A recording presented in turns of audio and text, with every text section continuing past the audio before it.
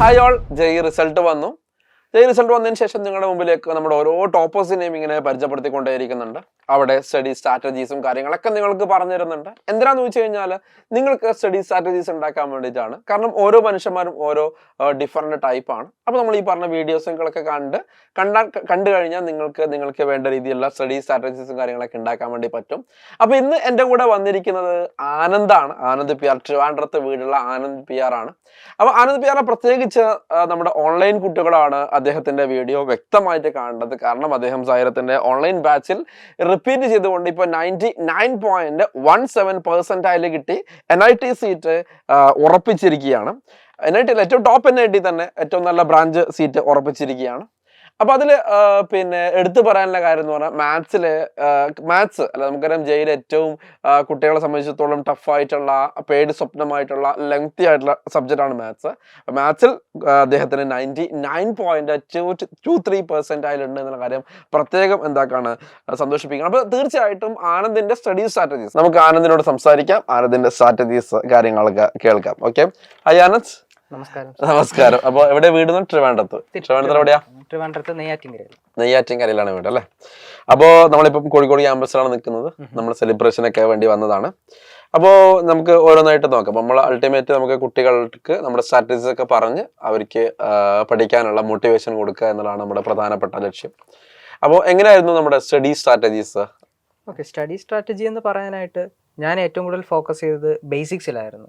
എല്ലാ സബ്ജക്റ്റിലെ basic concept ഒക്കെ എത്രയും സ്ട്രോങ് ആക്കി എടുക്കാൻ പറ്റുമോ അത്രയും സ്ട്രോങ് ആക്കി. കാരണം ഒരു ക്വസ്റ്റ്യനിൽ നമുക്ക് തോന്നും ജെയിലെ ക്വസ്റ്റ്യൻസ് ഒക്കെ ഫോർമുല ബേസ്ഡ് ആണെന്ന് നമുക്ക് ചിലപ്പോൾ ഒരു കൺഫ്യൂഷൻ തോന്നുകയാണെങ്കിൽ അതൊരിക്കലും പാടില്ല. ഒരിക്കലും JEE questions direct formula based അല്ല. അത് കുറച്ചുകൂടെ ഇപ്പോൾ പ്രത്യേകിച്ച് മാത്സ് പോലത്തെ സബ്ജക്റ്റ് അല്ലെങ്കിൽ മാത്സും ഫിസിക്സും പോലത്തെ സബ്ജക്റ്റുകളാണെങ്കിൽ നമ്മൾ ആ ക്വസ്റ്റ്യൻ ചെയ്തു വരുന്ന സമയത്ത് ചിലപ്പോൾ ഒരു ഫോർമുല ഉപയോഗിക്കേണ്ടി വരും. ഒരു ചാപ്റ്ററിൽ സ്പെസിഫിക് ഫോർമുല ഉപയോഗിക്കും. പക്ഷേ ബാക്കി കാൽക്കുലേഷൻസിലൊക്കെ നമുക്ക് ആവശ്യം വരുന്നത് പഴയ ഐഡിയാസ് ആണ്, ഏറ്റവും കോർ ആയിട്ടുള്ള ഐഡിയാസ് ആണ് നമുക്ക് ആവശ്യമുള്ളത്. അപ്പോൾ അതൊക്കെ ആ ഇനീഷ്യൽ സ്റ്റേജസിൽ സ്ട്രോങ് ആക്കി എടുത്തിട്ട് പിന്നീട് അതിനുശേഷം ഞാൻ അതിനുവേണ്ടിയിട്ട് ഞാൻ കൂടുതൽ ഉപയോഗിച്ചിരുന്നത് NCERT പോലുള്ള ബുക്കുകളായിരുന്നു. പിന്നെ അതിനുശേഷം ഞാൻ സ്ട്രോങ് ആയിട്ട് റിലൈസ് ചെയ്ത് നമ്മുടെ സൈലത്തിന്റെ DPPസും അതുപോലെ തന്നെ ഓൺലൈൻ ക്ലാസ്സുകളുമായിരുന്നു. അവർ സൈലത്തിലെ തന്നെ ഏറ്റവും ബ്രില്യൻ്റ് ആയിട്ടുള്ള ഫാക്കൽറ്റീസ് അവരുടേതായ രീതിയിൽ നന്നായിട്ട് പഠിപ്പിച്ചിട്ടുണ്ട്, കോൺസെപ്റ്റ് ഒക്കെ മനസ്സിലാക്കുന്നുണ്ട്. പിന്നെ അതുപോലെ തന്നെ സ്ട്രക്ചേർഡ് ആയിട്ട് കറക്റ്റ് ക്വസ്റ്റ്യൻ എക്സാമിന് വേണ്ടിയിട്ടുള്ള പോയിന്റ്സും ഫോർമുലാസും ടെക്നിക്സും ഒക്കെയാണ് അതിൽ പറഞ്ഞിട്ടുള്ളത്. അപ്പോൾ അതൊക്കെ വളരെ യൂസ്ഫുൾ ആയിട്ട് തോന്നി. ആ ഒരു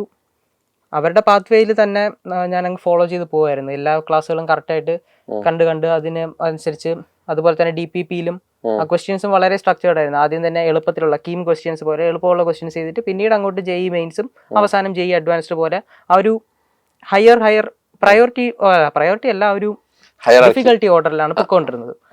അപ്പോൾ ആ ഒരു ഓർഡർ തന്നെ ചെയ്തു പോയാൽ മതിയാവും. നമ്മൾ ആദ്യം ഒരു ഫോർമുല ഡയറക്റ്റ് അപ്ലൈ ചെയ്യുന്നത് എങ്ങനെയാണെന്ന് മനസ്സിലാകും. പിന്നീട് അത് മറ്റു കോൺസെപ്റ്റുകളുടെ കൂടെ മിക്സ് ചെയ്ത് ചെയ്യുന്നത് എങ്ങനെയാണ് JEE മെയിൻസിലൂടെയും അഡ്വാൻസിലൂടെയൊക്കെ നമുക്ക് അങ്ങനത്തെ കുറേ ക്വസ്റ്റ്യൻസ് എൻകൗണ്ടർ ചെയ്യാൻ പറ്റും. അപ്പോൾ അങ്ങനെ പഠിച്ചാണ് ഞാൻ ഈ ഓരോരോ കോൺസെപ്റ്റ് തീർത്ത് വന്നത്. മെയിൻലി ഞാൻ പറഞ്ഞതുപോലെ ആദ്യം ബേസിക്സ് തീർത്തു, പിന്നീട് ഓരോ ചാപ്റ്റേഴ്സിലെയും കീ കോൺസെപ്റ്റുകളും ഫോർമുലാസും ചെയ്ത് വരികയായിരുന്നു ചെയ്തത്. അന്ന് തന്നെ ചെയ്ത് തീർക്കാനും മാക്സിമം ശ്രമിച്ചിട്ടുണ്ട്. പ്രോബ്ലംസും കാര്യങ്ങളൊക്കെ എങ്ങനെയായിരുന്നു? പിന്നെ ക്ലാസ്സിൽ പഠിപ്പിച്ച ക്വസ്റ്റ്യൻസ് വീണ്ടും ചെയ്തു നോക്കൂ, എങ്ങനെയായിരുന്നു? അതെ, ക്ലാസ്സിൽ പഠിപ്പിച്ചത് എനിക്ക് പെട്ടെന്ന് തന്നെ കിട്ടിയ ക്വസ്റ്റ്യൻസ് എനിക്ക് മനസ്സിലായി, അത് എനിക്ക് ഓക്കെ ആയിട്ടുണ്ട്. അത് ഞാൻ പിന്നീട് ഒരാഴ്ച കഴിഞ്ഞ് ഞാൻ വീണ്ടും റിവൈസ് ചെയ്യാൻ വേണ്ടി എടുക്കും. ഞാൻ ഉപയോഗിച്ചത് സ്പേസ്ഡ് റെപ്പറ്റീഷൻ എന്ന് പറയുന്ന ഒരു സ്റ്റഡി ടെക്നിക്കാണ്. അതായത് നമ്മളൊരു ടോപ്പിക്ക് പഠിച്ചതിന് ശേഷം അതിനെ ഇൻക്രീസിങ് ഇൻ്റർവെൽസിൽ നമ്മൾ റിവൈസ് ചെയ്യുക. അതായത് ആദ്യം 1 ദിവസം കഴിഞ്ഞ് റിവൈസ് ചെയ്യുക, പിന്നീട് 3 ദിവസം കഴിഞ്ഞ് റിവൈസ് ചെയ്യുക, പിന്നീട് 6 ദിവസം കഴിഞ്ഞ് റിവൈസ് ചെയ്യുക. ഇങ്ങനെ ചെയ്യുന്നതിലൂടെ നമ്മുടെ മെമ്മറിയിൽ ആ ഒരു ടോപ്പിക്ക് കൂടുതൽ സ്ട്രെങ്ത് ആയി നിൽക്കുമെന്ന് ഞാൻ ഒരിടത്ത് വായിച്ചിട്ടുണ്ടായിരുന്നു. സോ ആ ഒരു ടെക്നിക്കാണ് ഞാൻ അപ്ലൈ ചെയ്ത് നോക്കിയത്. സോ എനിക്ക് എളുപ്പമായിട്ട് തോന്നിയ ക്വസ്റ്റ്യൻസ് അല്ലെങ്കിൽ ഞാൻ പെട്ടെന്ന് തന്നെ ചെയ്ത് തീർത്ത ക്വസ്റ്റ്യൻസ് ഒക്കെ ഞാൻ സ്പേസ്ഡ് റെപ്പറ്റീഷന് വേണ്ടി മാറ്റി വയ്ക്കുമായിരുന്നു 3 ദിവസം കഴിഞ്ഞ് റിവൈസ് ചെയ്യാൻ വേണ്ടിയിട്ട്. പക്ഷേ ഇനി അഥവാ പാടായിട്ടുള്ള ഒരു ക്വസ്റ്റ്യൻ ആണെങ്കിൽ ഞാൻ എന്ത് ചെയ്യും, ഞാനത് ഒരിക്കൽ കൂടെ ഈ ക്ലാസ്സിൽ അവർ പറഞ്ഞ രീതി ഒന്ന് ട്രൈ ചെയ്ത് നോക്കും ഒരിക്കൽ കൂടെ. എന്നിട്ട് ഞാനത് ക്ലോസ് ചെയ്തിട്ട് ഇതുപോലെയുള്ള ക്വസ്റ്റ്യൻസ് PYQ ബുക്കിൽ എവിടെയെങ്കിലും കിട്ടുന്നുണ്ടെങ്കിൽ ഞാനതൊന്ന് ചെക്ക് ചെയ്ത് നോക്കും. ഈ ചാപ്റ്ററിൽ ഇത് സിമിലർ ആയിട്ടുള്ള ക്വസ്റ്റ്യൻ ഉണ്ടാകും. അപ്പോൾ അതും കൂടെ ഒന്ന് ട്രൈ ചെയ്ത് നോക്കുമ്പോൾ എനിക്ക് സ്വന്തം ചെയ്യാൻ പറ്റുന്നുണ്ടെങ്കിൽ എനിക്ക് മനസ്സിലായി ഇത് ഓക്കെ ആയിട്ടുണ്ട്. ഞാൻ ആ ഒരു രീതിയിലാണ് ഫോളോ ചെയ്തത്. പിന്നീട് ഞാൻ അതേ ഒരു ക്വസ്റ്റ്യനെ വീണ്ടും ഒരു 3-4 ദിവസം കഴിഞ്ഞ് റിവൈസ് ചെയ്യാൻ വേണ്ടി ഷെഡ്യൂൾ ചെയ്ത് വെക്കുന്നുണ്ട്. നമ്മുടെ ഓൺലൈൻ ബാച്ചിൽ നമ്മൾ ഒരുപാട് മോക്ക് ടെസ്റ്റുകളും കാര്യങ്ങളും തന്നിട്ടുണ്ട്. അപ്പൊ അതെങ്ങനെയാണ് സയന്റിഫിക് ആയിട്ട് യൂട്ടിലൈസ് ചെയ്തത്? കാരണം വീട്ടിലിരുന്നിട്ട് മോക്ക് ടെസ്റ്റ് എഴുതുന്ന സമയത്ത് എന്തായാലും കുറച്ച് ബുദ്ധിമുട്ടുകൾ ഉണ്ടാവും, ഡിസ്ട്രാക്ഷൻസും കാര്യങ്ങളൊക്കെ ഉണ്ടാവാൻ സാധ്യതയുണ്ട്. അപ്പൊ അതെങ്ങനെയാണ് കറക്റ്റ് ആയിട്ട് യൂട്ടിലൈസ് ചെയ്തത്? എന്താണ് മോക്ക് ടെസ്റ്റിന്റെ ഇമ്പോർട്ടൻസ് എന്ന് കൂടി പറഞ്ഞു കൊടുത്തു. ആദ്യമേ പറയുകയാണെങ്കിൽ മോക്ക് ടെസ്റ്റ് എന്ന് പറയുന്നത് ഒരു എക്സാം പ്രിപ്പറേഷൻ്റെ ഏറ്റവും കീ ആയിട്ടുള്ളൊരു ഒരു കമ്പോണൻ്റ് ആണ്. അതായത് നമ്മൾ എക്സാം പ്രിപ്പറേഷൻ്റെ ഒരു ഫൈനൽ സ്റ്റേജിൽ എത്തി നിൽക്കുമ്പോൾ നമ്മൾ തീർച്ചയായിട്ടും ചെയ്തിരിക്കേണ്ട ഒരു കാര്യമാണ് മോക്ക് ടെസ്റ്റ് അറ്റംപ്റ്റ് ചെയ്യുക എന്നുള്ളത്. ചില കുട്ടികൾ, അല്ലെങ്കിൽ ഞാൻ തന്നെ, എനിക്ക് തോന്നിയിട്ടുണ്ട് ഈ എക്സാം ഇത് പ്രിപ്പയർ ചെയ്യുന്ന സമയത്ത് എന്തെങ്കിലും തിയറി ഗ്യാപ്പുകളുണ്ട്, അല്ലെങ്കിൽ എനിക്ക് ഇനിയും കുറച്ചുകൂടെ ഒന്ന് പഠിച്ച് തീർക്കണം, ഒന്ന് തിയറി സ്ട്രോങ് ആക്കണം എന്നൊക്കെ അവസാന ഫേസിൽ തോന്നാറുണ്ട്. പക്ഷേ അത് ചെയ്യുന്നതിനേക്കാളും നമ്മൾ ആ ഒരു തിയറി എത്രയും പെട്ടെന്ന് കംപ്ലീറ്റ് ചെയ്ത് തിയറി തന്നെ വീണ്ടും വീണ്ടും വായിച്ചുകൊണ്ടിരിക്കുക, അങ്ങനെ ചെയ്യുന്നതിനേക്കാളും കുറച്ചുകൂടെ എഫക്റ്റീവ് ആയിട്ടുള്ള മോക്ക് ടെസ്റ്റ് ചെയ്യുകയാണ്. ബിക്കോസ് ഈ തിയറിയുടെ ആപ്ലിക്കേഷനാണ് പ്രധാനം. ഈ തിയറി അറിഞ്ഞിരിക്കുന്നു എന്നതുകൊണ്ട് നമ്മൾ എക്സാമിൽ പാസ്സാകുന്നില്ല. നമ്മൾ ആ കറക്റ്റായിട്ട് ക്വസ്റ്റ്യൻ വരുമ്പോൾ അതിനനുസരിച്ച് ആ തിയറി അപ്ലൈ ചെയ്യുകയാണ് പ്രധാനം. അപ്പോൾ നമ്മൾ കൂടുതൽ ക്വസ്റ്റ്യൻസ് അതിൻ്റേതായ എക്സാമിൻ്റെ എൻവയോൺമെൻറ്റിൽ തന്നെ ചെയ്യുക എന്നത്, അത് ആ ഒരു എൻവയോൺമെൻറ്റിൽ തന്നെ ചെയ്യുന്ന രീതി പ്രാക്ടീസ് ചെയ്തെടുക്കുക എന്നത് വളരെ ഇമ്പോർട്ടൻ്റ് ആണ്. അതുകൊണ്ട് ഞാനൊരു ഓൺലൈൻ സ്റ്റുഡൻ്റ് ആയതുകൊണ്ട് തന്നെ ഞാൻ ചെയ്തത് എന്തെന്ന് വെച്ച് കഴിഞ്ഞാൽ, എൻ്റെ ഫോണിൽ തന്നെ ഞാൻ ഒരു ടൈമർ സെറ്റ് ചെയ്ത് വെച്ചിട്ട് ആ ഒരു മോക്ക് ടെസ്റ്റ് 3 മണിക്കൂർ ടൈമിൽ ചെയ്ത് തീർക്കാൻ പറ്റുന്ന അത്രയും ചെയ്ത് തീർത്തിട്ട് ടൈമർ സ്റ്റോപ്പ് ആകുമ്പോൾ നിർത്തുക. അത് കാരണം നമുക്ക് അത് സ്ട്രിക്റ്റ് ആയിട്ട് ടൈമർ സ്റ്റോപ്പ് ആകുമ്പോൾ തന്നെ ഞാൻ എൻ്റെ ടെസ്റ്റ് അറ്റംപ്റ്റ് അങ്ങ് തീർക്കുകയാണ്. അതിനുശേഷം അവർ ടെസ്റ്റ് അനലൈസ് ചെയ്ത് നോക്കുകയാണ് എവിടെയാണ് ഞാൻ കൂടുതൽ ടൈം എടുത്തത്, അല്ലെങ്കിൽ ഏതൊക്കെ ടോപ്പിക്സിലാണ് എനിക്ക് കൂടുതൽ ടൈം എടുത്ത് അല്ലെങ്കിൽ ചെയ്ത് തീർക്കാൻ പറ്റാത്ത ക്വസ്റ്റ്യൻസ്, തെറ്റിപ്പോയ ക്വസ്റ്റ്യൻസ്, ഇതൊക്കെ അനലൈസ് ചെയ്യുക. നമ്മൾ ഒരു അവസാനത്തെ 1 മാസം ചെയ്യാൻ പറ്റുന്ന ഏറ്റവും ഓപ്റ്റിമൽ ആയിട്ടുള്ള കാര്യം എന്ന് പറയുന്നത് നമ്മൾ ആ ഒരു മോക്ക് ടെസ്റ്റ് ചെയ്യുകയും അതിനെ അനലൈസ് ചെയ്യുകയും അത് ആ ഒരു പ്രോസസ്സ് തന്നെ റിപ്പീറ്റ് ചെയ്യുന്നതാണ്. നമ്മളൊരു മോക്ക് ടെസ്റ്റ് ചെയ്യുക, അതിൽ നമുക്ക് തെറ്റിപ്പോയ ഭാഗങ്ങൾ, ശരിയായ ഭാഗങ്ങൾ, ഇതൊക്കെ എന്താണെന്ന് അനലൈസ് ചെയ്തെടുക്കുക. അതിന് നമുക്കൊരു 1-2 മണിക്കൂർ സമയം എടുത്ത് നമ്മൾ ഡീറ്റെയിൽ ആയിട്ട് ഒന്ന് അനലൈസ് ചെയ്തിട്ട് അതിനുശേഷം നമ്മൾ എന്തെങ്കിലും ടോപ്പിക്സ്, നമ്മൾ കീ ആയിട്ടുള്ള ടോപ്പിക്സ് വിട്ടുപോയിട്ടുണ്ട്, അല്ലെങ്കിൽ നമുക്ക് പഠിച്ചു പക്ഷേ നമുക്ക് ഒരു മോക്ക് ടെസ്റ്റിൽ നമുക്ക് തെറ്റിപ്പോയി, അങ്ങനെ എന്തെങ്കിലും ഉണ്ടെങ്കിൽ നമ്മൾ അതൊന്ന് സ്ട്രെങ്തൻ ചെയ്തെടുക്കുക. അതിനും ഒരു 1-2 മണിക്കൂർ സമയം എടുത്തിട്ട് പിന്നെ നമുക്ക് വേണമെങ്കിൽ അടുത്ത ദിവസം അല്ലെങ്കിൽ അന്നേ ദിവസം തന്നെ ഒരു മോക്ക് ടെസ്റ്റ് കൂടെ അറ്റംപ്റ്റ് ചെയ്ത്, അതായത് മാക്സിമം മോക്ക് ടെസ്റ്റുകൾ അറ്റംപ്റ്റ് ചെയ്യുക, മാക്സിമം ക്വസ്റ്റ്യൻസ് ചെയ്ത് നോക്കുക. അതാണ് ഈ ഒരു, ഇപ്പോൾ തന്നെ നമ്മൾ സെക്കൻഡ് ഫേസിന് 1.5 മാസത്തിന് അകത്തെ സമയമുള്ളൂ. അപ്പോൾ നമ്മൾ ഈ ഒരു സമയത്ത് ചെയ്യാൻ പറ്റുന്ന കാര്യം അതാണ്, കൂടുതൽ മോക്ക് ടെസ്റ്റ് അറ്റംപ്റ്റ് ചെയ്യുക. എന്നിട്ട് അതിൽ നിന്ന് നമ്മൾ തിയറിയിൽ ഏതൊക്കെയാണ് ചെയ്യേണ്ടതെന്ന് മനസ്സിലാക്കുക. അല്ലാതെ നമ്മൾ ഒരു ടെക്സ്റ്റ് ബുക്ക് നോക്കിയതിന് ശേഷം ഞാനിപ്പോൾ എല്ലാ ടെക്സ്റ്റ് ബുക്കും പോർഷൻ ലിസ്റ്റൊക്കെ എടുത്ത് നോക്കുമ്പോൾ എനിക്ക് ചിലപ്പോൾ തോന്നും, അയ്യോ ഞാൻ ഈ ഒരു ടോപ്പിക് കംപ്ലീറ്റ് ചെയ്തില്ല, ഈ ഒരു ടോപ്പിക്കിൽ എനിക്ക് ഗ്യാപ്പ് ഉണ്ട്. അങ്ങനെ നോക്കി മനസ്സിലാക്കുന്നതിനേക്കാളും, അല്ലെങ്കിൽ അങ്ങനെ നോക്കി നമ്മൾ പഠിക്കുന്നതിനേക്കാളും നല്ലത് ഒരു മോക്ക് ടെസ്റ്റ് ചെയ്ത് നോക്കിയിട്ട് അതിൽ ഏതൊക്കെ ക്വസ്റ്റ്യൻസ് തെറ്റി അത് മനസ്സിലാക്കിയിട്ട് ആ ഒരു ക്വസ്റ്റ്യൻ വഴി നമ്മൾ മിസ്സായ ടോപ്പിക്കിലേക്ക് പോകുന്നതാണ്. ബിക്കോസ് അങ്ങനത്തെ രീതി നമ്മൾ ഒരു മോക്ക് ടെസ്റ്റ് എന്ന് പറയുന്നത് സാധാരണ ജെയുടെ പാറ്റേണിൽ വരുന്ന ക്വസ്റ്റ്യൻസിനനുസരിച്ച് പ്രിപ്പയർ ചെയ്യുന്നതാണ് ഒരു മോക്ക് ടെസ്റ്റ് എന്ന് പറയുന്നത്. അതുകൊണ്ട് നമുക്ക് ഇതിൽ വരുന്ന രീതിയിലുള്ള ചാപ്റ്റേഴ്സ് അല്ലെങ്കിൽ കീ ടോപ്പിക്സ് തന്നെ നമുക്ക് ജെയിലും വരാം. അതുകൊണ്ട് നമ്മൾ ചെയ്യേണ്ട കാര്യം എന്ന് പറയുന്നത് കൂടുതൽ മോക്ക് ടെസ്റ്റുകൾ അറ്റംപ്റ്റ് ചെയ്യുക എന്നുള്ളതാണ്. ദിവസവും ഒരെണ്ണമെങ്കിലും മിനിമം. അത് നമുക്ക് ഈ ഒരു സമയത്ത് അവസാനത്തെ ഒരു 2-3 ആഴ്ച സെക്കൻഡ് ഫേസിലേക്ക് പോകുന്ന സമയം വേണമെങ്കിൽ നമുക്കിനി അടുത്ത ഒരു 1-2 ആഴ്ച നമ്മൾ വീണ്ടും തിയറിയും കാര്യങ്ങളൊക്കെ സ്ട്രോങ് ആക്കാൻ ശ്രമിക്കുക. മോക്ക് ടെസ്റ്റ് ഒരു 2-3 ദിവസത്തിലൊരിക്കൽ ചെയ്താൽ മതി. പക്ഷേ അതിനുശേഷം അവസാനത്തെ ഒരു 2-3 വീക്സിൽ ഏറ്റവും ഇമ്പോർട്ടൻ്റ് ആയിട്ട് ചെയ്യേണ്ട കാര്യം മിനിമം ഒരു മോക്ക് ടെസ്റ്റെങ്കിലും ഡെയിലി അറ്റംപ്റ്റ് ചെയ്യാൻ ശ്രമിക്കുക എന്നുള്ളതാണ്. മോക്ക് ടെസ്റ്റും അനാലിസിസ് ആ ഒരു ഷെഡ്യൂളിലൂടെ ഡെയിലി പോകുന്നതായിരിക്കും ഏറ്റവും നല്ലതാണെന്ന് കോഴ്സ് അങ്ങനെ തന്നെ ഡിസൈൻ ചെയ്തിരിക്കുന്നത്. നമ്മളിപ്പോൾ LMRP phase 2 ഡിസൈൻ ചെയ്തിരിക്കുന്നത് എന്ന് വെച്ച് കഴിഞ്ഞാൽ 2 ദിവസം ക്ലാസ്, പിന്നെ എന്താണ് 1 ദിവസം എക്സാം. അതെ, തീർച്ചയായിട്ടും നമുക്ക് അങ്ങനെ അവസാനം നമുക്ക് മാർച്ച് 16 ശേഷം കംപ്ലീറ്റ്ലി എന്താണ് മോക്ക് ടെസ്റ്റുകളും കാര്യങ്ങളൊക്കെ ആയിട്ടാണ്, ഫുൾ മോക്ക് ടെസ്റ്റുകളൊക്കെ ഡിസൈൻ ചെയ്തിരിക്കുന്നത്. ഞാനിപ്പോൾ പറഞ്ഞതുപോലെ തന്നെ മാർച്ച് 16 ശേഷം ഒരു 2 ആഴ്ചയാണുള്ളത്. ആ 2 ആഴ്ച 16, 17, 18 അതിനുശേഷം കംപ്ലീറ്റ്ലി മോക്ക് ടെസ്റ്റ്. അപ്പോൾ അത് ഫോളോ ചെയ്തിട്ട് പോയാൽ തന്നെ നമുക്കത് ഈസി ആയിട്ട് ചെയ്യാൻ വേണ്ടി പറ്റുമെന്നാണ്. അപ്പം അതിൽ മോക്ക് ടെസ്റ്റിലോ അല്ലെങ്കിൽ ആക്ച്വൽ ജെയിലോ എന്തെങ്കിലും ഒരു മേജർ മിസ്റ്റേക്ക് വരുത്തിയതായിട്ട് തോന്നുന്നുണ്ടോ? അതെ, അങ്ങനെ പറയുകയാണെങ്കിൽ ഒരു മെയിൻലി എനിക്ക് പറ്റിയൊരു മിസ്റ്റേക്ക് എനിക്ക് ഇപ്പോഴും ഓർമ്മ വരുന്നത്, ഞാൻ ജെയിയുടെ ഇപ്പോഴത്തെ ഫേസിൽ തന്നെ ഒരു കെമിസ്ട്രിയിലെയോ ഫിസിക്സിലെയോ ഒരു ക്വസ്റ്റ്യൻ ഞാൻ അറ്റംപ്റ്റ് ചെയ്തു. എന്നിട്ട് എനിക്ക് ആൻസർ കിട്ടി, 606 എന്നൊരു ആൻസർ കിട്ടി. ഞാൻ പക്ഷേ ഇത് അവിടെ ന്യൂമറിക്കലിൽ ടൈപ്പ് ചെയ്തപ്പോൾ പെട്ടെന്ന് ടൈപ്പ് ചെയ്തപ്പോൾ 660 എന്നായിപ്പോയി. 606 പകരം 660 എന്നായിപ്പോയി. ടെൻഷൻ അല്ലെങ്കിൽ ആ ഒരു, എനിക്ക് തോന്നുന്നത് അത് അവസാനം ചെയ്ത ഒരു ക്വസ്റ്റ്യൻ ആയിരുന്നു. ടൈം എക്സാമിന് 10-15 മിനിറ്റ് കഴിഞ്ഞാൽ തീരുമെന്നുള്ള ഒരു സമയത്ത് ഞാൻ ചെയ്ത ക്വസ്റ്റ്യൻ ആണെന്ന് തോന്നുന്നു. അതുകൊണ്ട് ഞാൻ പെട്ടെന്ന് ടൈപ്പ് ചെയ്തിട്ട് അടുത്ത ക്വസ്റ്റിലേക്ക് പോകാനുള്ള ഒരു റഷിലായിരുന്നു. ആ ഒരു പ്രശ്നം കാരണം ഞാനത് 660 എന്ന് ടൈപ്പ് ചെയ്ത് പിന്നീട് ആൻസർ കീ വന്ന് നോക്കിയപ്പോൾ അയ്യോ ഇതിൽ ആൻസർ 606 അല്ലായിരുന്നു, അല്ല 606 ആയിരുന്നു. എനിക്ക് കിട്ടിയ ആൻസർ ആയിരുന്നു, ഞാൻ ടൈപ്പ് ചെയ്ത ആൻസർ അല്ല, എനിക്ക് തെറ്റിപ്പോയെന്ന് എനിക്ക് എപ്പോഴാണ് മനസ്സിലായി. സോ നമ്മൾ ചെയ്യേണ്ട കാര്യം, ക്വസ്റ്റ്യൻ നമ്മൾ ചെയ്ത് പേപ്പറിൽ എഴുതി വെച്ചത് കറക്റ്റ് ആയിരിക്കും, പക്ഷേ അത് കറക്റ്റായിട്ട് നമ്മൾ ആ ഒരു കമ്പ്യൂട്ടറിൽ മാർക്ക് ചെയ്യുക എന്നത് കൂടി വളരെ ഇമ്പോർട്ടൻ്റ് ആയിട്ടുള്ള ഒരു കാര്യമാണ്. നമ്മൾ അത് എന്താ ഒരു സില്ലി ആയിട്ടുള്ള ഒരു കാര്യമായിട്ട് തോന്നാം, പക്ഷേ ഈ എക്സാമിൻ്റെ ടൈം പ്രഷറിൻ്റെ ഇടയ്ക്ക് ചിലപ്പോൾ ഒരു ബട്ടൺ മാറിപ്പോയി അല്ലെങ്കിൽ ഒരു ഡിജിറ്റ് ഇത് മാറിപ്പോവുക എന്തെങ്കിലും പറ്റി കഴിഞ്ഞാൽ അതോടെ നമുക്ക് 1 മാർക്ക് പോവുകയാണ്, 1 മാർക്ക് നെഗറ്റീവ് ഇറങ്ങുകയാണ്. പിന്നെ നമ്മൾ ഒരു അറ്റംപ്റ്റ് ചെയ്തതിന്റെ 4 മാർക്കും കൂടെ പോവുകയാണ്. So 5 mark total. 5 mark total ഇറങ്ങുകയാണ്. ആക്ച്വലി അതിനൊക്കെ പരിഹാരം നമ്മൾ ഒരുപാട് മോക്ക് ടെസ്റ്റുകൾ എഴുതുക, അതേപോലെ തന്നെ GIBs എഴുതുക. മോൻ എല്ലാ GIBs എഴുതിയിട്ടുണ്ടായിരുന്നു? എല്ലാ GIBസും അറ്റംപ്റ്റ് ചെയ്തിട്ടുണ്ടായിരുന്നു. എല്ലാ GIB അറ്റൻഡ് ചെയ്തിട്ടുണ്ടായിരുന്നു? GIBs ഒരെണ്ണം എന്തോ മിസ്സാക്കി, പക്ഷെ ബാക്കി എല്ലാം അറ്റംപ്റ്റ് ചെയ്തിട്ടുണ്ടായിരുന്നു. ഓക്കെ, ബാക്കി എല്ലാ കാര്യങ്ങളും അറ്റൻഡ് ചെയ്യണം അല്ലെ?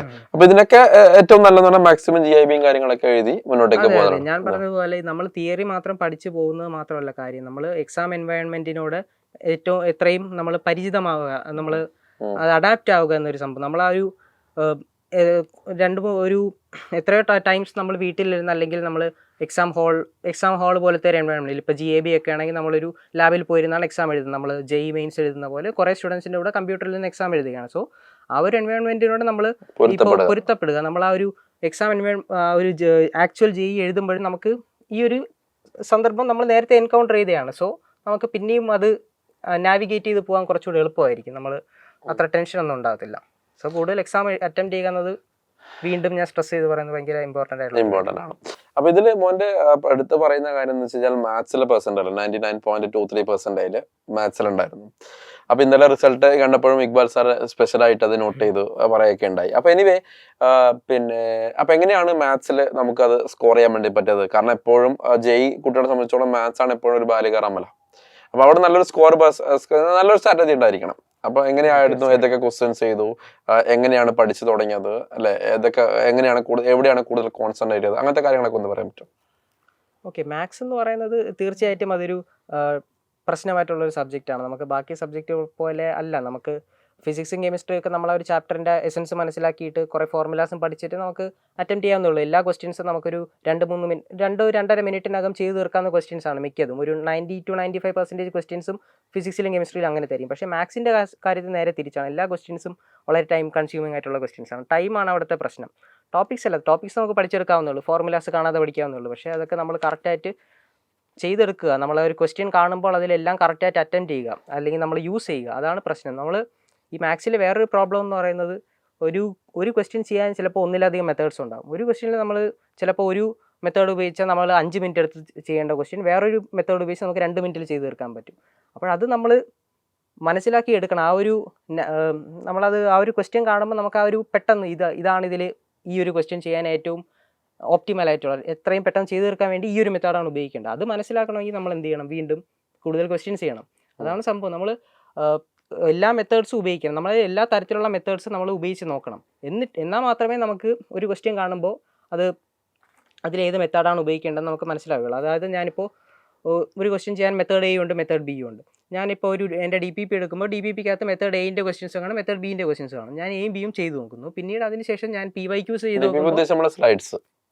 അതെ, നമ്മുടെ ഈ ബുക്കിൽ നമ്മുടെ സൈലത്തിന്റെ ക്ലാസ്സസിലുള്ള സ്ലൈഡ്സും അതുമായിട്ട് ബന്ധപ്പെട്ടിട്ടുള്ള ക്വസ്റ്റ്യൻസും ഞാൻ പറഞ്ഞില്ലേ, കീമോ പോലത്തെ എളുപ്പം ക്വസ്റ്റ്യൻസ്, കീമോ NCERT എക്സാംപ്ലാർ പ്രോബ്ലംസ് പോലുള്ള കുറച്ച് എളുപ്പമായിട്ടുള്ള ക്വസ്റ്റ്യൻസ് അതിലുണ്ടല്ലോ. അപ്പോൾ നമ്മൾ അതൊക്കെ ആദ്യം ചെയ്ത് നോക്കി ഈ ഫോർമുല ഇങ്ങനത്തെ ഒരു സന്ദർഭത്തിലാണ് ഈ ഫോർമുല യൂസ് ചെയ്യുന്നതെന്ന് മനസ്സിലാക്കുന്നത്. പിന്നീട് നമ്മൾ JEE മെയിൻസിൻ്റെയും അഡ്വാൻസിൻ്റെയും കുറച്ച് PYQസും പിന്നെ DPPയിൽ തന്നെ ഉള്ള PYQസും അതല്ലാതെ നമ്മൾ വേറെ കുറേ PYQs എവിടെ നിന്നൊക്കെ നമുക്ക് ക്വസ്റ്റ്യൻസ് കിട്ടുന്നോ അതെല്ലാം നമ്മൾ അറ്റംപ്റ്റ് ചെയ്യാൻ ശ്രമിക്കുക.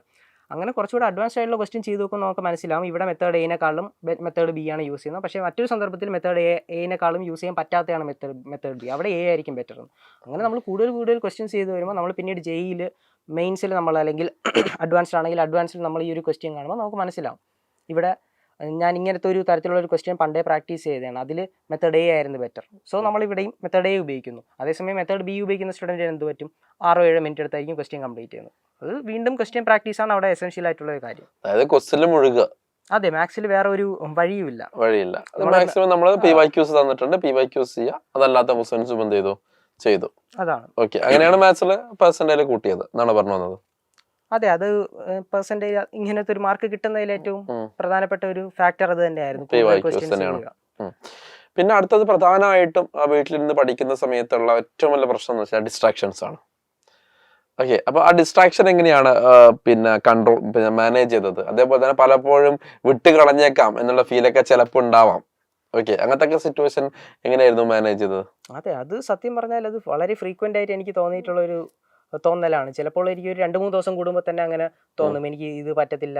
ചിലപ്പോൾ എന്തെങ്കിലും ഒരു ഹാർഡായിട്ടുള്ള ടോപ്പിക് പഠിച്ചുകൊണ്ടിരിക്കുമ്പോൾ എനിക്ക് തോന്നും ഇതിന്റെ എന്തെങ്കിലും ഞാൻ യൂട്യൂബിലെ എന്തെങ്കിലും ഇതിൻ്റെ ക്വസ്റ്റ്യൻസ് നോക്കുമ്പോൾ ചിലപ്പോൾ പറയുമായിരിക്കും ഈ ക്വസ്റ്റ്യനൊക്കെ വളരെ എളുപ്പമുള്ള ക്വസ്റ്റ്യനാണ്, പക്ഷേ എനിക്ക് ഭയങ്കര പാടായിരിക്കും. അപ്പോൾ അത് കാണുമ്പോൾ എനിക്ക് തോന്നുന്നു അയ്യോ ബാക്കിയുള്ള സ്റ്റുഡൻസിനൊക്കെ എളുപ്പമായിരിക്കും, എനിക്ക് മാത്രമാണ് പാട്, അങ്ങനെയൊക്കെ തോന്നുമ്പോൾ എനിക്ക് പിന്നെ ഭയങ്കര പേടിയാവും. പക്ഷേ അങ്ങനെയൊന്നുമില്ല, നമുക്ക് എല്ലാ ക്വസ്റ്റ്യൻസും എല്ലാ ടോപ്പിക്സും നമുക്ക് പഠിച്ചെടുക്കാവുന്നതേ ഉള്ളൂ. നമ്മൾ കാമായിട്ടിരുന്നാൽ മതി. നമ്മൾ അതിൻ്റെ ഒരു സ്ലോ ആയിട്ട് നമ്മൾ അപ്രോച്ച് ചെയ്താൽ മതി. അല്ലാതെ ടെൻസ്ഡായിട്ട് അപ്രോച്ച് ചെയ്ത് കഴിഞ്ഞാൽ നമുക്ക് എന്തായാലും ഡെഫിനറ്റ്ലി അത് പാടായിരിക്കും. ഞാനിപ്പോൾ പേടിച്ചുകൊണ്ട് ഒരു ടോപ്പിക്ക് പഠിക്കാൻ നിന്നാൽ നമുക്കതൊന്നും ചെയ്യാൻ പറ്റത്തില്ല. പക്ഷേ അത് നമ്മൾ ഇപ്പോൾ ഒരു വളരെ ടഫായിട്ടുള്ള ഒരു ടോപ്പിക്ക് അത് നമ്മൾ പടിപടിയായിട്ട് ഡീൽ ചെയ്യുക. നമ്മൾ അതിൻ്റെ ഏറ്റവും ബേസിക് ആയിട്ടുള്ള കാര്യം പഠിച്ചു തുടങ്ങി പിന്നീട് അതിൽ നിന്ന് ഓരോരോ ഫോർമുലകളായിട്ട് പഠിച്ച് അങ്ങനെ തീർക്കുക. അല്ലാതെ ആദ്യമേ കയറി ക്വസ്റ്റ്യൻസ് അറ്റംപ്റ്റ് ചെയ്യുക, അല്ലെങ്കിൽ ആദ്യമേ കയറി 2 JEE അഡ്വാൻസ് ക്വസ്റ്റ്യൻ ഒക്കെ ചെയ്ത് കളയാം, JEE മെയിൻ ക്വസ്റ്റ്യൻ ഒക്കെ ചെയ്ത് കളയാം എന്ന് വിചാരിച്ചു കഴിഞ്ഞാൽ നമുക്ക് ആൻസർ കിട്ടത്തില്ല, നമുക്ക് ഭയങ്കര പേടിയാവും. പേടിയായി കഴിഞ്ഞാൽ പിന്നീട് നമുക്ക് പഠിക്കാനും പറ്റത്തില്ല. അപ്പം സെൽഫ് മോട്ടിവേറ്റഡ് ആയിരുന്നോ? എപ്പോഴും ഇങ്ങനത്തെ തോന്നൽ വരുമ്പോൾ എനിക്കിപ്പോൾ പറ്റത്തില്ല എന്ന് തോന്നുമ്പോൾ ഞാൻ എന്ത് ചെയ്യും, എനിക്ക് ഒരു ലക്ഷ്യമുണ്ടല്ലോ, ആ ലക്ഷ്യത്തിൽ തന്നെ വിശ്വസിക്കുക. അല്ലാതെ നമുക്ക് ഇപ്പോൾ പഠിക്കാൻ പറ്റത്തില്ല എന്ന് പറഞ്ഞ് ഇറങ്ങിക്കഴിഞ്ഞാൽ പിന്നെ അങ്ങ് ഇറങ്ങാം, നമുക്കൊന്നും ചെയ്യാൻ പറ്റത്തില്ല. ഐ മീൻ നമുക്ക് ഇത് നമുക്ക് ഒരു ചാൻസല്ലേ ഉള്ളൂ. നമ്മൾ ഇത് കഴിഞ്ഞ് വീണ്ടും റിപ്പീറ്റ് ചെയ്യാന്നൊക്കെ പറഞ്ഞു കഴിഞ്ഞാൽ അത് വീണ്ടും വളരെ വലിയ മെനക്കേടായിട്ടുള്ള ഒരു കാര്യമാണ്. സോ നമ്മൾക്ക് ഏറ്റവും നമ്മൾ ഇപ്പോൾ അറ്റംപ്റ്റ് ചെയ്യുന്ന ഒരു ചാൻസ് തന്നെ ഇപ്പോൾ ചിലർക്ക് ഇപ്പോൾ JEE ഫേസ് 1 കുറഞ്ഞ സ്കോർ കിട്ടിക്കാണും, പക്ഷേ അതും വലിയ കുഴപ്പമുള്ള കാര്യമല്ല. നമുക്ക് എത്രയോ എക്സാമ്പിൾസ് ഉണ്ട്.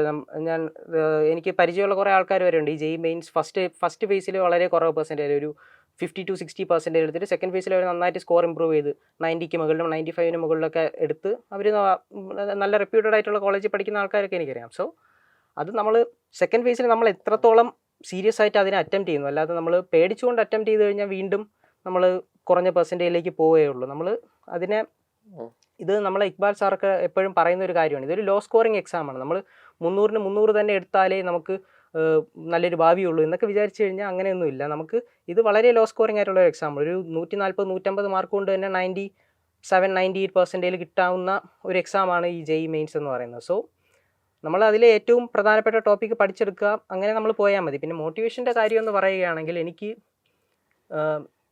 എനിക്കങ്ങനെ മോട്ടിവേഷൻ ഇല്ലായിരുന്നു. ഞാൻ മെയിൻലി ഡിസിപ്ലിനാണ് റിലേ ചെയ്തുകൊണ്ടിരുന്നത്. മോട്ടിവേഷൻ എന്ന് പറയുന്ന സംഭവം അത് നമുക്ക് ചിലപ്പോൾ ഉണ്ടാവാം, ചിലപ്പോൾ ഉണ്ടാവാതിരിക്കുക. അത് നമുക്ക് വിശ്വസിക്കാൻ പറ്റുന്ന ഒരു ഫാക്ടർ അല്ല അത്. നമുക്ക് ചിലപ്പോൾ എനിക്ക് തോന്നും ഇത് ഇനി ഒരു 5 മണിക്കൂർ അല്ലെങ്കിൽ 10 മണിക്കൂർ ഇരുന്ന് പഠിക്കാം, ഇന്ന് എനിക്ക് ഒരു കുഴപ്പമില്ല എന്ന് പറഞ്ഞ് ഇരുന്നങ്ങ് പഠിക്കും, സെറ്റ് ഓക്കെ. പക്ഷേ പിറ്റേ ദിവസം ആകുമ്പോൾ ഞാനൊരു ഡൗൺ ആയിരിക്കും. എനിക്ക് തോന്നുന്നു ഇന്ന് പഠിക്കണ്ട, ഇന്ന് ഒരു മണിക്കൂർ മാത്രം പഠിച്ചിട്ട് ബാക്കി സമയം റെസ്റ്റ് എടുക്കാം എന്നൊക്കെ തോന്നും. പക്ഷേ അങ്ങനെ ചെയ്യാൻ പറ്റില്ല. നമ്മൾ ഡിസിപ്ലിൻ ആണെങ്കിൽ അതൊരു ഷെഡ്യൂളാണ്, അത് നമ്മൾ ഫോളോ ചെയ്തേ പറ്റും. നമ്മൾ മൈൻഡ് എന്ത് പറയുന്നു അതിൽ കാര്യമില്ല. മൈൻഡ് കൊള്ളാമെന്ന് പറഞ്ഞാലും ഇന്ന് പഠിക്കേണ്ടെന്ന് പറഞ്ഞാലും പഠിക്കാമെന്ന് പറഞ്ഞാലും നമ്മൾ പഠിച്ചേ പറ്റുള്ളൂ. അത് ഡിസിപ്ലിൻ്റെ ഒരു ബലം എന്ന് പറയുന്നത് അതാണ്. നമ്മൾ മൈൻഡിൻ്റെ ആ ഒരു ഇൻഫ്ലുവൻസ് നമ്മൾ അവിടെ നിന്ന് റിമൂവ് ചെയ്യുകയാണ്. നമ്മൾ ഇന്നത്തെ ദിവസം ഞാൻ 10 മണിക്കൂർ പഠിക്കുന്നു, ഇന്ന് അത് ചെയ്യും. അതിന് വേറെ ഒരു കാരണമോ അല്ലെങ്കിൽ എനിക്ക് മൈൻഡിൽ തോന്നിയാലേ ചെയ്യത്തുള്ളൂ, എൻ്റെ മൂഡ് ശരിയാലേ ചെയ്യത്തുള്ളൂ, അങ്ങനെ ഒരു ഫാക്ടർ അവിടെ ഉണ്ടാകുന്നില്ല. രാവിലെ എണീക്കുന്നു, ഒരു ഷെഡ്യൂൾ സെറ്റ് ചെയ്യുന്നു. ഇന്ന് 6 മണി തൊട്ട് 7 മണി വരെ ഞാൻ മാത്സിൽ ഈ ഒരു ടോപ്പിക്കിൽ കുറേ ക്വസ്റ്റ്യൻ ചെയ്യുന്നു. അത് കഴിഞ്ഞിട്ട് പിന്നെ 8 മണി തൊട്ട് 10 മണി വരെ ഞാൻ ഫിസിക്സിൽ കുറേ ഈ ഒരു ടോപ്പിക്ക് ഡീൽ ചെയ്യുന്നു. അങ്ങനെ ഞാൻ എഴുതി വെച്ചിട്ടുണ്ട്, നേരെ അങ്ങ് ഫോളോ ചെയ്യും. അല്ലാതെ ചിന്തിക്കാൻ നിന്ന് കഴിഞ്ഞാൽ നമ്മളെ മൈൻഡിൽ ഓരോരോ റീസൺസ് വന്നുകൊണ്ടേയിരിക്കും. എനിക്കിപ്പോൾ ഇന്നലെ പഠിച്ചതല്ലേ, കഴിഞ്ഞ ഒരാഴ്ചയായിട്ട് പഠിക്കുന്നതല്ലേ, ഇങ്ങനെയൊക്കെ തോന്നും. പക്ഷേ അതെന്തായാലും തോന്നും, നമുക്ക് കുറ്റം പറയാൻ പറ്റത്തില്ല. എല്ലാവരുടെ മൈൻഡിലും അങ്ങനെ ഒരു തോന്നലുണ്ടാകും. പക്ഷേ അതിനെ നമ്മൾ ഡീൽ ചെയ്യാനുള്ള ഒരേ ഒരു വഴി അത് ഡിസിപ്ലിൻ എന്ന കാര്യം മാത്രമാണ്. നമ്മൾ മോട്ടിവേഷനെ റിലേ ചെയ്തുകൊണ്ടിരുന്നിട്ട് കാര്യമില്ല. മോട്ടിവേഷൻ ഉണ്ടായാൽ നല്ലത്, പക്ഷേ ഡിസിപ്ലിനാണ് കുറച്ചുകൂടെ നമുക്ക് ട്രസ്റ്റ് ചെയ്യാൻ പറ്റുന്ന ഒരു ഫാക്ടർ എന്ന് പറയുന്നത്. ഓക്കെ, നന്നായിട്ട് പിന്നെ ആനന്ദ് സംസാരിക്കുന്നുണ്ട്. ഞാൻ ഇതിങ്ങനെ ആസ്വദിച്ചുകൊണ്ടിരിക്കുകയായിരുന്നു. അപ്പൊ അതുകൊണ്ട് ഞാൻ കുറച്ച് മിസ്റ്റേക്ക് ആയി പോയത്. അപ്പൊ എനിവേ എത്ര മണിക്കൂർ പഠിക്കുമായിരുന്നു ഒരു ദിവസം? ഒരു ദിവസം ഞാനിപ്പോൾ സ്റ്റാർട്ടിങ് സമയത്ത് ഞാനൊരു ഡെയിലി 7 to 8 പഠിച്ചുകൊണ്ടിരിക്കുമായിരുന്നു. പക്ഷേ അവസാനം ഒരു മാസം 2 മാസം സമയത്ത് ഞാനത് ഇൻക്രീസ് ചെയ്ത് ഒരു മിനിമം 10-11 മണിക്കൂറെങ്കിലും പഠിത്തമായിരുന്നില്ല. ഞാൻ പറഞ്ഞല്ലോ, ക്വസ്റ്റ്യൻ സോൾവിങ് ആയിരുന്നു ലാസ്റ്റ് 1-2 മാസത്തേക്ക്. ഞാൻ കൂടുതലും ക്വസ്റ്റ്യൻസ് അല്ലെങ്കിൽ മോക്ക് ടെസ്റ്റുകൾ എഴുതുക, അതിൽ നിന്ന് എൻ്റെ മിസ്റ്റേക്കുകൾ മനസ്സിലാക്കുക, അതിനനുസരിച്ച് ടോപ്പിക്ക് പഠിക്കുക, അടുത്ത മോക്ക് ടെസ്റ്റ് ചെയ്യുക, അങ്ങനെ ഞാൻ ചെയ്ത് പൊയ്ക്കൊണ്ടിരിക്കുകയായിരുന്നു. അപ്പോൾ അതിന് വേണ്ടിയിട്ട് ഞാൻ ദിവസത്തിലൊരു മെജോറിറ്റി ഓഫ് ടൈമും ഞാൻ അതിന് വേണ്ടിയിട്ടാണ് ചിലവാക്കിയത്. ഒരു 10-11 മണിക്കൂറെങ്കിലും ഡെയിലി സ്പെൻഡ് ചെയ്യുമായിരുന്നു. സോഷ്യൽ മീഡിയ കൺട്രോൾ എങ്ങനെ ചെയ്തേ? സോഷ്യൽ മീഡിയ കൺട്രോൾ ഇല്ല, ഞാൻ കംപ്ലീറ്റ്ലി ഷട്ട് ഡൗൺ ചെയ്യുകയായിരുന്നു. എനിക്ക് നമ്മളിപ്പോൾ കൺട്രോളിൻ്റെ ഒരു പ്രശ്നം, നമ്മളിപ്പോൾ ചിലപ്പോൾ ഇത് ഒന്ന് സെറ്റ് ചെയ്ത് വയ്ക്കും, ഒരു ദിവസം 1/2 മണിക്കൂർ മാത്രം ഞാനിന്ന് ഇൻസ്റ്റാഗ്രാം അല്ലെങ്കിൽ യൂട്യൂബ് അല്ലെങ്കിൽ ഏത് ആപ്പാണോ അല്ലെങ്കിൽ ഗെയിമാണോ അത് നമ്മൾ അരമണിക്കൂർ എന്ന് പറഞ്ഞ് തുടങ്ങും. പക്ഷേ ഉപയോഗിച്ച് കഴിഞ്ഞാൽ നമുക്ക് പിന്നെ അത് സമയം പോകുന്നത് നമ്മൾ അറിയില്ല. ചിലപ്പോൾ അത് നമ്മൾ അറിയാതെ തന്നെ ആ അരമണിക്കൂർ 1 മണിക്കൂറായി കളയും. അല്ലെങ്കിൽ നമ്മൾ ഈ അരമണിക്കൂർ ക്ലോസ് ചെയ്യാൻ നേരത്തായിരിക്കും ഭയങ്കര ഒരു ക്യാപ്റ്റിവേറ്റിംഗ് ആയിട്ടുള്ള ഒരു റീല് കാണുന്നത്.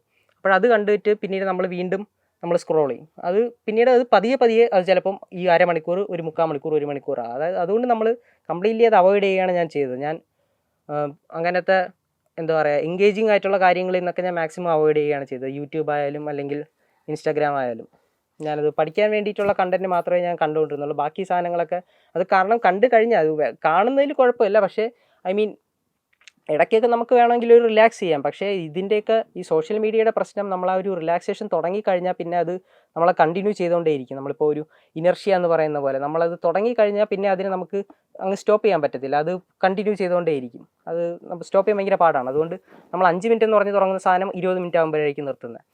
അതുകൊണ്ട് അത് അങ്ങനത്തെ സാധനങ്ങളിലേക്ക് പോകാതിരിക്കുന്നതാണ് ഏറ്റവും ഉചിതമായിട്ടുള്ള ഒരു കാര്യം എന്ന് പറയുന്നത്. സോഷ്യൽ മീഡിയ കൺട്രോൾ ചെയ്യാം. സോഷ്യൽ മീഡിയ മക്കളെ ഇതൊക്കെ അവൻ എൻ്റെ അടുത്ത് പറയുന്ന പോലെയാണ് സംസാരിക്കുന്നത്, പക്ഷെ നിങ്ങളോടാണ് പറയുന്നത്. ഓക്കെ, സോമാനെ നമുക്ക് കൺക്ലൂഡ് ചെയ്യാം. ഇപ്പൊ ലാസ്റ്റിലോട്ട് നമുക്ക് കുട്ടിയോട് എന്താണ് ഇപ്പൊ പറയാനുള്ളത്? എക്സാമിനേഷൻ ഇനി സെക്കൻഡ് ഫേസ് വരാൻ വേണ്ടി പോകുന്നുണ്ട്, അഡ്വാൻസ് ഒക്കെ വരാൻ വേണ്ടി പോകുന്നുണ്ട്. എന്താണ് നമ്മുടെ ആസ്പിറൻസിനോട് പറയാനുള്ളത്? ഓക്കെ, എനിക്ക് പറയാനുള്ള കാര്യം എന്താണെന്ന് വെച്ച് കഴിഞ്ഞാൽ, ഒന്നെന്ന് പറയുന്നത് നമ്മൾ ഫുൾ എന്താ പറയുക പഠിത്തം മാത്രമായിട്ട് നമ്മൾ പോകാൻ പാടില്ല. ഐ മീൻ വേറെയും കുറച്ച് നമ്മൾ അല്ലാതെ കുറച്ച് ഇപ്പോൾ ഹെൽത്ത് ആയാലും അല്ലെങ്കിൽ സ്ലീപ്പ് ആയാലും അല്ലെങ്കിൽ നമ്മുടെ ഫുഡ് ഹാബിറ്റ്സ് ആയാലും അങ്ങനത്തെ കുറേ കാര്യങ്ങളും കൂടെ ഇമ്പോർട്ടൻ്റ് ആണ്. അതൊക്കെ നമ്മൾ ബാലൻസ് ചെയ്ത് കൊണ്ടുപോകണം. ഐ മീൻ ഞാനൊരിക്കലും ഒരു GIB അറ്റൻഡ് ചെയ്യാൻ പോയത് തലേ ദിവസം ഉറങ്ങാതെ പഠിച്ചിട്ടാണ്. ഞാൻ തലേ ദിവസം ഒരു 2-3 മണിക്കൂർ മാത്രമേ കിടന്ന് ഉറങ്ങിയുള്ളൂ. എന്നിട്ട് പിറ്റേ ദിവസം GIB അറ്റൻഡ് ചെയ്യാൻ പോയി. ക്വസ്റ്റ്യൻ ഒക്കെ അറ്റംപ്റ്റ് ചെയ്യാൻ പറ്റുന്നു, ഞാൻ കാര്യമായിട്ട് പഠിച്ചതാണ്. പക്ഷേ പ്രശ്നം എന്ന് പറയുന്നത് ഞാൻ ഒരു 1-1.5 മണിക്കൂർ അറ്റംപ്റ്റ് ചെയ്തതിന് ശേഷം പിന്നീട് അങ്ങോട്ട് ഉറക്കം വന്നു തുടങ്ങി. എനിക്കൊന്നും ശരിയായിട്ട് തിങ്ക് ചെയ്യാൻ പോലും പറ്റുന്നില്ല. എളുപ്പമുള്ള ക്വസ്റ്റ്യൻസ് ആയിരുന്നു, പക്ഷേ എനിക്കത് ഒന്നും കണക്റ്റ് ആവുന്നില്ല. പിന്നീട് എന്തൊക്കെയോ ചെയ്ത് അങ്ങ് അറ്റംപ്റ്റ് ചെയ്ത് വിടുകയായിരുന്നു ചെയ്തത്. അപ്പോൾ എനിക്ക് മനസ്സിലായി ഇത് ഉറക്കം എന്ന് പറഞ്ഞാൽ അൺഅവോയ്ഡബിൾ ആയിട്ടുള്ള ഒരു കാര്യമാണ്. നമ്മൾ ഇപ്പോൾ എക്സാമിന് തലേ ദിവസം പ്രത്യേകിച്ചും അല്ലെങ്കിൽ നമ്മൾ ദിവസവും ചെയ്യേണ്ട കാര്യമാണ്. എക്സാമിന് തലേ ദിവസം പ്രത്യേകിച്ചും നമ്മൾ നന്നായിട്ടൊരു ഉറക്കം ഉറങ്ങിയിട്ട് വേണം പോകാനുള്ളത്.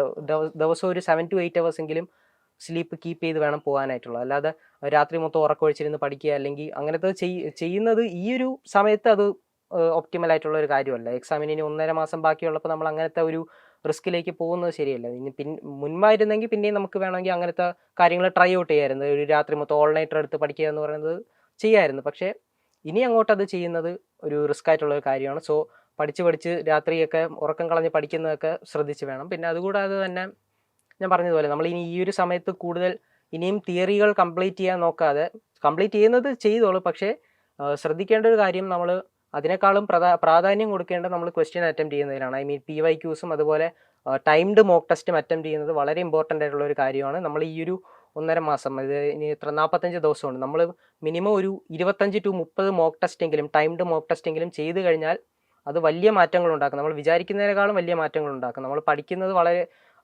നമ്മൾ ചിലപ്പോൾ സിലബസ് ഫുള്ളി കവർ ചെയ്തിട്ടില്ലായിരിക്കും, അല്ലെങ്കിൽ നമ്മൾ എന്താ പറയുക 70 to 80% സിലബസേ കവർ ചെയ്തിട്ടുണ്ടാവുള്ളൂ. പക്ഷേ നമ്മൾ ഇങ്ങനെ മോക്ക് ടെസ്റ്റ് അറ്റംപ്റ്റ് ചെയ്യുന്നതിലൂടെ ആ ക്വസ്റ്റ്യൻസിൽ നിന്ന് കിട്ടുന്ന അറിവ് തന്നെ അത് എന്താ പറയുക അത് ഒരു തരത്തിലുള്ള തിയറി കൂടെയാണ്. നമ്മൾ ക്വസ്റ്റ്യൻസിൽ നിന്ന് അല്ലെങ്കിൽ നമ്മൾ ക്വസ്റ്റ്യൻസിൽ നമ്മൾ മിസ്റ്റേക്ക് ഉണ്ടാക്കുന്ന വഴി കിട്ടുന്ന കുറച്ച് നോളജുകൾ, അല്ലെങ്കിൽ നമുക്കിപ്പോൾ ഓരോരോ കീ ടോപ്പിക്സ് ക്വസ്റ്റ്യനിൽ വീണ്ടും റിപ്പീറ്റായി വരുന്നത് അത് നമ്മൾ നോട്ടീസ് ചെയ്യുന്നു. അങ്ങനെ അതൊക്കെ ഒരു തരത്തിലുള്ള ഒരു നോളജാണ്. അതും നമുക്ക് എക്സാമിന് യൂട്ടിലൈസ് ചെയ്യാൻ പറ്റുന്ന കാര്യങ്ങളാണ്. അതാണ് കുറച്ചുകൂടെ ഇമ്പോർട്ടൻ്റ് ആയിട്ടുള്ളത് ഈ ഒരു ഫേസിൽ. സോ നമ്മൾ നിർബന്ധമായിട്ടും അത് നമ്മൾ സ്കിപ്പ് ചെയ്യാൻ പാടില്ലാത്തൊരു കാര്യമാണ് 20 to 25 മോക്ക് ടെസ്റ്റ് അല്ലെങ്കിൽ 25 to 30 മോക്ക് ടെസ്റ്റ് എങ്കിലും ഈ ഒരു കാലയളവിൽ ടൈംഡ് മോക്ക് ടെസ്റ്റ് ചെയ്ത് തീർക്കണം. വെറും ടൈംഡ് അല്ലാത്ത മോക്ക് ടെസ്റ്റ് ചെയ്യുന്നതിൻ്റെ കാരണം നമ്മൾ അത് ഒരു തരത്തിലൊരു മോക്ക് ടെസ്റ്റ് ആണ്, പക്ഷേ നമ്മൾ ആ ഒരു എക്സാം സാഹചര്യങ്ങളോട് അത് മാച്ച് ആകുന്നില്ല. നമുക്ക് ചിലപ്പോൾ നമ്മൾ എല്ലാ ക്വസ്റ്റിനും അറ്റംപ്റ്റ് ചെയ്ത് തീർക്കുമ്പോൾ 4-4.5 മണിക്കൂറായിരിക്കും. അത് വലിയൊരു അച്ചീവ്മെൻ്റ് ആയിട്ട് തോന്നാം. പക്ഷേ ജെയ്ക്ക് 4-4.5 മണിക്കൂർ കിട്ടത്തില്ല, 3 മണിക്കൂറുള്ളൂ.